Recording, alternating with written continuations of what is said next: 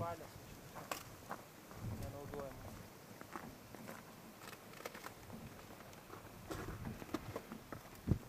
Labą dieną. Gal žinot, kas čia atsitiko? Man paskambino sesuo, kad bažnyčia degula, kad buvo bažnyčia. Nuo ko čia atsitiko, nežinot?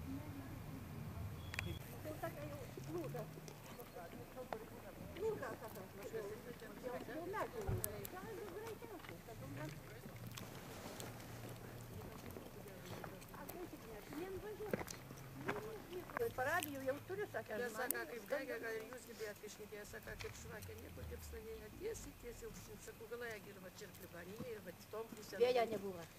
A, iš ugnies pačios pasidarė. Sakė, tiesiai viršumą.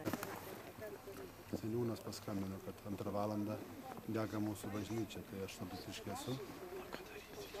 Važiavau, o jau buvo stogas apdegęs, visos sienos dego iš visų pusių, toks kaip fakelas įdegė jau. Meldėmės, vaikščiojame, parapiečiai verkė ir laukiame, kol degs, o gaisrininkai gesino, matot.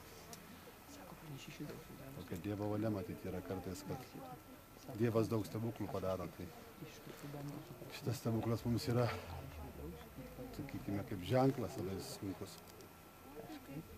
Atšventėm paskutinį sekmadienį adventą, bet Kalėdų negalėsim švęsti šitą bažnyčioje, tai tokia Dievo valia yra. Aš tikiu, kad Dievo valia gali būti taip, kad ir vėl gali stovėti. Jau čia antroji bažnyčia yra sudegusi Labanoro medinė. Kalėdą švęsime šiandien, šiuo metu sutarėme, Kalėdą švęsime regioninio parko salėje ir atliksim kol kas ten visas patarnavimus apeigas, visas toj salėje. O čia kol kas, matot, dar negreit prasidės turbūt tie valymo darbai, nes visos procedūros, kol bus sutvarkytas, tik tada reiškiasi, pradėsime gyvenimą čia vėl kažką daryti.